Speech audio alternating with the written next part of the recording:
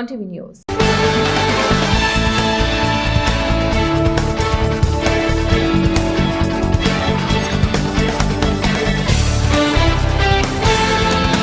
Rayadurgam Kanikallu railway bridge మరియు రాయదుర్గం అనంతపురం అర్ధాంతరంగా ఆగిపోయిన రైల్వే బ్రిడ్జి పనులను పూర్తి చేయాలని అసెంబ్లీలో ఎమ్మెల్యే ప్రభుత్వ విప్ కాల్వ శ్రీనివాసులు మాట్లాడారు.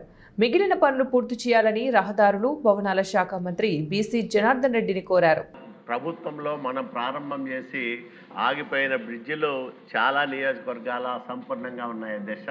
నా రాయదుర్గం నియోజకవర్గంలో పట్టణంలోన 2 ప్రధానమైన బ్రిడ్జిలు దిష్టి బొమ్మల్లాగా అట్లాగే ఉన్నాయి అధ్యక్ష. రైల్వే పోర్షన్ కంప్లీట్ అయింది.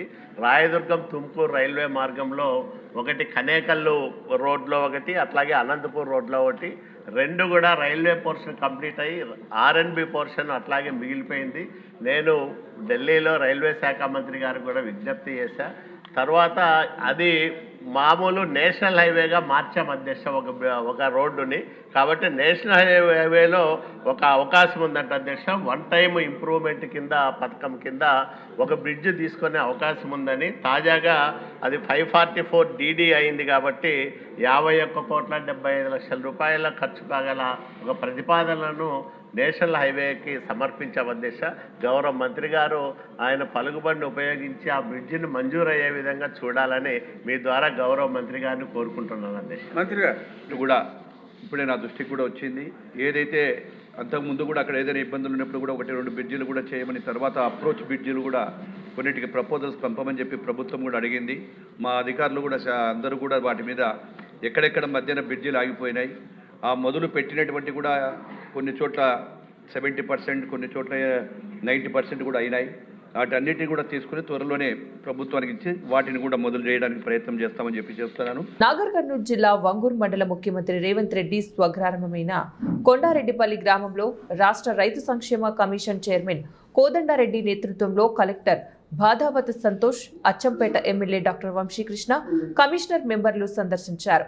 గ్రామంలోని రైతు వేదిక వద్ద రైతులకు భూసార పరీక్షల ప్రాముఖ్యత, నేల నాణ్యత ఆధారంగా ఎరువుల వినియోగ విధానం, సేంద్రియ వ్యవసాయ ప్రయోజనాలపై వివరణాత్మకంగా అవగాహన కల్పించారు.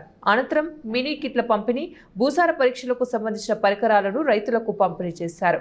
కోదండరెడ్డి మాట్లాడుతూ పంటల అభివృద్ధి, పంట మార్పిడి మరియు అధిక దిగుబడుల సాధనలో మట్టి పరీక్ష అత్యంత కీలకమని తెలిపారు. రైతులు పంటలు విత్తే ముందు తప్పనిసరిగా తమ భూముల మట్టి పరీక్ష చేయించుకోవాలన్నారు. మట్టి పరీక్ష ద్వారా భూమిలో ఉన్న పోషక పదార్థాల స్థాయి, pH విలువ, సేంద్రియ పదార్థాల శాతం వంటి కీలక వివరాలు తెలుసుకోవచ్చని తెలిపారు. ఈ సమాచారం ఆధారంగా సరైన ఎరువుల వినియోగం, నీటి నిర్వహణ మరియు తగిన పంటల ఎంపిక చేయడం సులభం అవుతోందని, అవసరానికి మించి ఎరువులు వేయడం వల్ల రైతులకు ఆర్థిక నష్టం కలగడంతో పాటు భూమి సారంపై కూడా ప్రతికూల ప్రభావం ఉంటుందని ఆయన హెచ్చరించారు. మట్టి పరీక్ష ద్వారా అవసరమైన ఎరువులని వినియోగించడం సాధ్యమవుతుందని, దీనివల్ల ఖర్చులు తగ్గి దిగుబడి పెరుగుతుందన్నారు. రాష్ట్రంలో రైతుల ఆదాయాన్ని పెంచేందుకు శాస్త్రీయ వ్యవసాయ పద్ధతులను అనుసరించడం అవసరమని, అందులో మట్టి పరీక్ష కీలక పాత్ర పోషిస్తుందన్నారు. రైతులు ప్రభుత్వ వ్యవసాయ విభాగం ద్వారా అందుబాటులో ఉన్న మట్టి పరీక్ష సేవలను వినియోగించుకోవాలని, రైతులు నేల ఆరోగ్యాన్ని కాపాడుతూ ఖర్చులను తగ్గించి స్థిరమైన వ్యవసాయ విధానాలను అనుసరించాలని చైర్మన్ కోదండారెడ్డి పిలుపునిచ్చారు.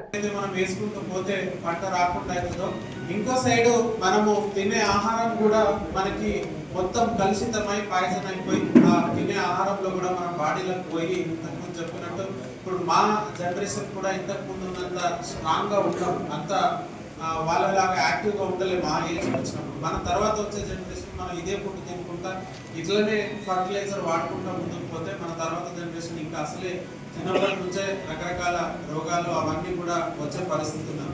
సో ఇవన్నీ కావచ్చు, పురుగు మందులు కావచ్చు, వీటన్నిటిలో కూడా కొంతవరకు మన భూమిలోకి వెళ్ళిపోతూ ఉంటుంది. ముఖ్యంగా ఎరువులు, మనం వేస్తున్న ఈ కెమికల్ ఫర్టిలైజర్స్ అన్ని కూడా సాయిల్లోకి వెళ్ళిపోతూ ఉంటాయి.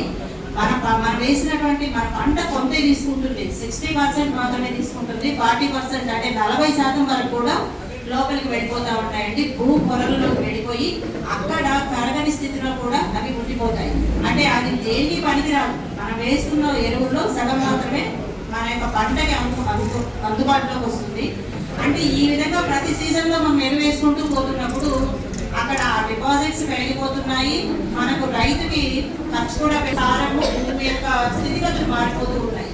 కాబట్టి మనము ఈ పంట వేసుకోవడం అనేది మనం ఎలాగో చేయకుండా ఉండలేము, తప్పదు. మనం రైతులకు అది తప్పని పరిస్థితి, ఎందుకంటే అది మన జీవనాధారం. కాబట్టి మన నేల యొక్క ఆరోగ్యాన్ని మనము తెలుసుకోవాల్సిన అవసరం ఉంది. ఈ క్రమంలో గత 2-3 సంవత్సరాలు పంటలకు గవర్నమెంట్ ఇచ్చేటువంటి అగ్రికల్చర్ ఇంప్లిమెంట్స్, వ్యవసాయ పనిముట్లు కానీ, అట్లాగే రైతు భరోసా కానీ, రైతు రుణమాఫీ కానీ, అట్లాగే రైతు బీమా కానీ, ఇవన్నీ కూడా రైతులకు పెద్ద మొత్తంలో అంటే ప్రోత్సాహక బొమ్మల కింద క్వింటాలకు 500 రూపాయలు కానీ ఇవన్నీ కూడా చాలా పెద్ద మొత్తంలో ఇస్తా ఉన్నాం. ఇదే కాకుండా గత 10 సంవత్సరాలు ఎక్కడ కూడా స్ప్రింక్లర్ సెట్స్ లేవు, ఎక్కడ కూడా డ్రిప్ ఇరిగేషన్ లేరు, ఎక్కడ కూడా రోటావేటర్స్ లేవు, పవర్ స్ప్రేయర్స్ లేవు. అవన్నీ చాలా ఈ అగ్రికల్చర్ సంబంధించిన పరికరాలు మొత్తం కూడా ఈ ప్రభుత్వం వచ్చిన తర్వాతనే శ్రీకారం చుట్టాం. సైంటిఫిక్ గా యూరియా తినండి, ప్యాడీకి అయితే ఒకసారి ఒక బస్తా, ఒకసారి ఒక బస్తా, మేదుకైతే 3 బస్తాలు, ఇక ఇప్పుడు 3 కాకుండా ఒకటి ఎక్కువ పెట్టుకుని 4, 15 బస్తాలు వేస్తున్నారు. ఎందుకు వేస్తున్నారు కూడా చెప్తాను. పక్కోడి చేను నల్లగా ఏంటి పెద్దగా వచ్చి, నా చేను కూడా పెద్దగా రావాలి, నల్లగా కావాలి. కానీ మీరు ఈ రకంగా మందులు కొట్టిన తర్వాత ఇంకో పంట పండదు. మీరు చూడండి, మన దగ్గర వేదిక దగ్గర కొంతమంది రైతులు వాళ్ళ పంట పొలాలలో మట్టిని తీసుకొచ్చి పరీక్ష చేయించుకోవడానికి ఇక్కడ వెసులుబాటు ఉంటుంది. ఈరోజు వాస్తవంగా మీడియా ద్వారా మీ ద్వారా మనవి చేస్తూ ఉన్నాం. ఇది రైతాంగము ఎక్కువగా కెమికల్ ఎరువులు వాడుకోవడం తగ్గించాలి. అదేవిధంగా వరి పంటను కొంత తగ్గించుకోవాల్సిన అవసరమైతే ఉంది. వరి పంట బాగా పండిస్తున్నారు, నీళ్లు కొద్దిగా ఉంటే కూడా ఆ పంటలు పండిస్తున్నారు. దానివల్ల రైతుకి పెద్దగా లాభం కూడా లేదు. దానివల్ల పంటల మార్పిడి కూడా అవసరం. కెమికల్ ఎరువులు వాడకం తగ్గించుకోవడం ముఖ్యం. వాళ్ళ మట్టి పరీక్షలు కూడా చేసుకోవడం ముఖ్యం. కాబట్టి దీన్ని ఇక్కడ ముఖ్యమంత్రి గారి నియోజకవర్గంలో ఇది ముఖ్యమంత్రి గారి గ్రామంలో ఇది ఈ రైతాంగానికి ఇది ప్రదర్శన చేస్తే ఇది రాష్ట్రమంతా మీరే తీసుకుపోవాలి, మీరే బాధ్యులు, మీ వల్లనే అది సాధ్యమవుతుంది. రాష్ట్రమంతా ఈ వార్తను తీసుకుపోయినట్లయితే రైతులకు. మార్కాపురం జిల్లా మార్కాపురం ఆర్టీసీ బస్టాండ్ దుస్థితి రోజు రోజుకు దయనీయంగా తయారవుతుంది. ఆర్టీసీ అధికారులు మాత్రం పట్టించుకోవడం లేదు. ఎవరైనా కంప్లైంట్ చేస్తే ఆర్టీసీకి డబ్బులు లేవు, ఎవరైనా డబ్బులు ఇస్తే ఆర్టీసీ రూపురేఖలు మారుస్తామని సమాధానమిస్తున్నారు. జిల్లా అయినా ఆర్టీసీ మాత్రం అంతంత మాత్రంగానే ఉంది. ఆర్డినరీ బస్సులు పెట్టి ఎక్స్ప్రెస్ ఛార్జీలు ప్రజానికుల గురించి గుంజుతున్నారు. ప్రజల సౌకర్యాలు పట్టించుకోవడం లేదని ప్రజలు వాపోతున్నారు.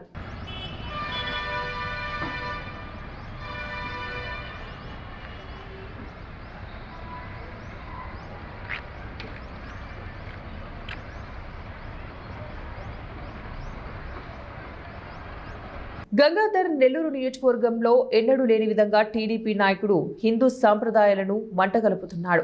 ఇతను వెదురుకుప్ప మండల పదవి ఆశావాహుల్లో ఒకడు. ఇలాంటి వారిని తెలుగుదేశం పార్టీ వారు ప్రోత్సహించడం విడ్డూరంగా ఉందని స్థానిక ప్రజలు చర్చించుకోవడం గమనార్హం. పవిత్ర శివాలయంలో హిందూ ప్రజల మనోభావాలను దెబ్బతీశారంటూ హిందూ కుల సంఘాలు ఆగ్రహం వ్యక్తం చేస్తున్నాయి. ఇలాంటి వారిని ప్రోత్సహించిన వారితో కలిసి చిందులేసిన టీడీపీ నాయకుడు కిషన్ చంద్ పై వెంటనే చర్యలు చేపట్టాలని హిందూ సంఘాలు భక్తులు డిమాండ్ చేస్తున్నారు. పార్వతీపురం మన్యం జిల్లా గుమ్మలక్ష్మీపురం మండల కేంద్రంలో సమగ్ర గిరిజన అభివృద్ధి సంస్థ ఆధ్వర్యంలోని పోస్ట్ మెట్రిక్ బాలుర వసతి గృహంలో వార్డన్ నాణ్యత లేని భోజనం అందిస్తున్నారనే ఆరోపణలు వినిపిస్తున్నాయి. హాస్టల్లో వడ్డిస్తున్న ఆహారం రుచి లేకపోవడంతో పాటు నాణ్యత ప్రమాణాలకు తగ్గట్లుగా లేదని విద్యార్థులు ఆవేదన వ్యక్తం చేస్తున్నారు. భోజనం తినలేక కొంతమంది విద్యార్థులు దాన్ని పశువులకు వేస్తున్న దృశ్యాలు కనిపించడంతో భోజన పరిస్థితి ఎలా ఉందో ఊహించుకోవచ్చు. ఈ విషయమై తల్లిదండ్రులు తీవ్ర ఆందోళన వ్యక్తం చేస్తున్నారు. ఇలాంటి భోజనం కొనసాగితే పిల్లలకు అనారోగ్య సమస్యలు తలెత్తే ప్రమాదం ఉందని అంటూ ఆవేదన వ్యక్తం చేశారు. హాస్టల్లో భోజన నాణ్యతపై వెంటనే చర్యలు తీసుకోవాలని కోరుతున్నారు.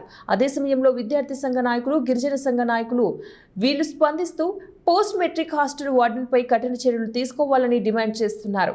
కార్యదర్శి ఏదైతే గుమ్మలక్ష్మీపురం మండల కేంద్రంలో ఉన్నటువంటి గిరిజన పోస్ట్ మెట్రిక్ బాయ్స్ హాస్టల్లో ఈ రోజు నాణ్యమైన భోజనం అందించడం వైఫల్యం జరిగింది. రుచికరమైన భోజనం అందించకపోవడం వల్లే ఈ రోజు విద్యార్థులు తినవలసిన భోజనం ఈ రోజు పశువులకు ఆహారంగా మారే పరిస్థితి ఏర్పడింది. ఎందుకోసం అంటే ఈ రోజు గిరిజన విద్యా సంస్థల్లోనే అనేక మంది విద్యార్థులు మృత్యువాత పడుతున్నప్పటికీ కూడా ఈ రోజు నాణ్యమైన భోజనం అందించడంలో ఎందుకు వైఫల్యం జరుగుతుందని ఏఐఎస్ఎఫ్ కు ప్రశ్నిస్తా ఉన్నాం. ఈ రోజు అధికారుల యొక్క పర్యవేక్షణ పూర్తి స్థాయిలో లోపం జరగబట్టే ఈ రోజు విద్యార్థులకి నాణ్యమైన భోజనం అందించడంలో వైఫల్యం జరుగుతుందని ఏఐఎస్ఎఫ్ గా తెలియజేస్తా ఉన్నాం. అలాగే ఈ రోజు గిరిజన విద్యార్థులు అమాయక విద్యార్థులు అని చెప్పేసి గిరిజన విద్యార్థులకి ఇలా చేయడం సరికాదు. ఏదైతే గిరిజన పాఠశాలల్లో ఈ రోజు గిరిజన విద్యా సంస్థల్లో అలాగే ఏదైతే గిరిజన పోస్ట్ మెట్రిక్ బాయ్స్ హాస్టల్లో నాణ్యమైన భోజనం అందించకపోవడం వల్ల విద్యార్థులు తీవ్రమైన ఇబ్బందులు పడుతున్నారు. కాబట్టి మెనూ ప్రకారంగా భోజనం అమలయ్యే విధంగా హాస్టల్లో మెనూ సక్రంగా లేదండి. మెనూ ఈరోజు విద్యార్థులు భోజనం చేస్తే ఆ అన్నాన్ని రుచికరంగా లేకపోవడం వల్ల ఆ అన్నాన్ని పశువులు కూడా తినే పరిస్థితిలో లేవు. ఎందుకంటే అధికారులేమో ముస్తాబ్ ప్రోగ్రాం మీద పడిపోయి అధికారుల పర్యవేక్షణ ఉందో లేదో అధికార యంత్రంగా ఆలోచన చేయాలి. మొత్తం అన్ని ఆశ్రమ పాఠశాలలో కూడా ఉన్న మెనూ సక్రంగా అమలు చేయండి. ముందు మెస్ ఛార్జీలు పెంచాలి, మెనూ అమలు చేయాలి. అసలుగా సరస్వతి అనే వార్డెన్ మేడము అసలుకి ఉండదండి, అక్కడ హాస్టల్లోనే ఉండదు. ఆవిడ ఇంటికి వెళ్ళిపోద్ది. పిల్లలు భోజనం చేస్తారో లేదో కూడా తెలియదు పర్యవేక్షణ లేకపోవడం వల్ల. అలాగే ఈ మధ్యకాలంలో మన జిల్లాలోనే దగ్గర 17 మంది విద్యార్థులు అనారోగ్యం గురై చనిపోయారు. ఈరోజు ఇట్లాంటి భోజనాలు పెడితే పిల్లలకు ఏ రకంగా ఆరోగ్యం ఉంటుందండి? ఎందుకంటే సరైన ఆహారం లేకే విద్యార్థులు మరణిస్తూ ఉన్నారు. అధికార యంత్రం కలుగు చేసుకొని సరస్వతిపై సమగ్ర దర్యాప్తు జరిపించి ఆవిడని సస్పెండ్ చేయాలని పెద్దపల్లి జిల్లా మార్కండేయ కాలనీలోని ఒకే కుటుంబంలో కత్తిపోట్ల కలకలం సంచలనం రేపింది. కుటుంబ సభ్యుల మధ్య జరిగిన గొడవతో తెల్లవారుజామున రామ్దూత్ అనే వ్యక్తి కొబ్బరికాయలు కొట్టే కత్తితో కుటుంబ సభ్యులు సుమిత్ర, ప్రణయ్, కొమరమ్మపై దాడికి పాల్పడ్డాడు. దీంతో ముగ్గురు తీవ్ర గాయాలు కావడంతో బాధితులను చికిత్స కోసం స్థానిక ప్రభుత్వ హాస్పిటల్కి తరలించారు. ప్రణయ్ పరిస్థితి విషమంగా ఉండటంతో కరీంనగర్ హాస్పిటల్కి అత్యవసర చికిత్స కోసం తరలించారు. సంఘటన స్థలాన్ని గోదావరి కని 1 టౌన్ పోలీసులు పరిశీలించి కేసు నమోదు చేసుకుని దర్యాప్తు చేస్తున్నారు. సంఘటనకు సంబంధించిన పూర్తి వివరాలను సేకరిస్తున్నారు. పార్వతీపురం మన్యం జిల్లా కేంద్రంలో 396వ ఛత్రపతి శివాజీ జయంతి వేడుకలు ఘనంగా నిర్వహించారు. పాత బస్టాండ్ కూడలి నుంచి ఆర్టీసీ కాంప్లెక్స్ వరకు శోభాయాత్ర ర్యాలీ నిర్వహించారు. ముఖ్య అతిథులుగా శోభాయాత్రలో పాల్గొని బీజేపీ జిల్లా అధ్యక్షుడు ద్వారపూడి శ్రీనివాసరావు మాట్లాడుతూ హైందవ సంస్కృతిని ప్రతిపాదిస్తూ హైందవ సనాతన ధర్మమే దేశ సంస్కృతి తెలియజెప్పే రోజు అని తెలిపారు. ఈ కార్యక్రమంలో హిందువులు అధిక సంఖ్యలో పాల్గొన్నారు. ఛత్రపతి శివాజీ మహారాజ్ గారి జన్మదిన సందర్భంగా భారతదేశం యావత్తు ఈ రోజు హైందవ సంస్కృతిని ప్రతిబింబిస్తూ హైందవమే సనాతన ధర్మమే భారతదేశానికి మూల పెట్టుబడి, సనాతన ధర్మమే ఈ దేశ సంస్కృతిని తెలియజెప్పే రోజు.